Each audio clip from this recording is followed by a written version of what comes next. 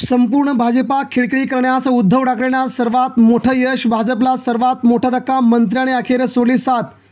मराठवाड्यात आणखी एक धक्का, माजी मंत्र्यांसह हा मंत्री देखील सोडचिठ्ठी, सर्वच पदांचा दिला राजीनामा.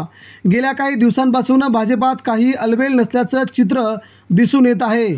भाजपने शिवसेनेसोबत सत्ता स्थापन केल्यानंतर अजित पवारांसह राष्ट्रवादीलाही सोबत घेतलं, हेच आता त्यांच्या मंत्र्यांना आता पटत नाही आहे.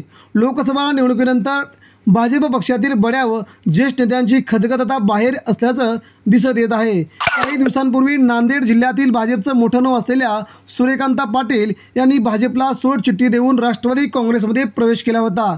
तर 2 दिवसापूर्वी छत्रपती संभाजीनगरचे माजी महापौर आणि भाजपचे नेते राजू शिंदे यांनी देखील भाजपला सोडचिठ्ठी दिली होती. आता मात्र नांदेडमधील भाजपचे वरिष्ठ नेते, गृहराज्यमंत्री, जे माजी गृहराज्यमंत्री होते डॉक्टर माधव किन्हाळकर यांनी भाजपला सोडचिठ्ठी दिली आहे.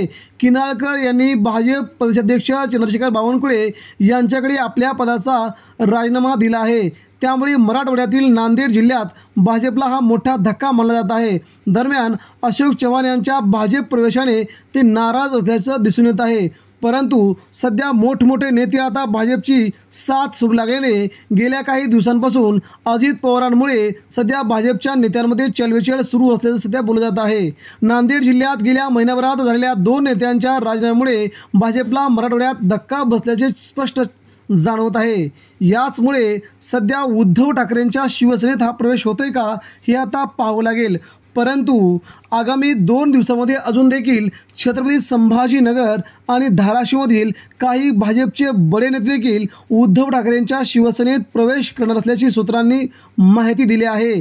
यामुळे संपूर्ण मराठवाड्यामध्ये भाजपा खिळखिळी होत असल्याचं चित्र दिसत आहे. मित्रांनो, नेमकं भाजपला हे असं का होत आहे? निष्ठावंतांना डावलल्यामुळे की वेगवेगळ्या पक्षांच्या नेत्यांच्या चौकशा लावल्यामुळे की कोणाला प्रत्येकाला अशा प्रकारच्या वेगवेगळ्या गुन्ह्यामध्ये अडकवल्यामुळे? आपण आपल्या कमेंट आम्हाला दर्शवा, म्हणजे भाजपा 2024 साली महाराष्ट्रात विधानसभेला निवडून येईल का हा कल आपण जाणून घेऊया. मित्रांनो, आपल्या प्रतिक्रिया आमच्यापर्यंत पोहोचवा. धन्यवाद. जय हिंद, जय महाराष्ट्र.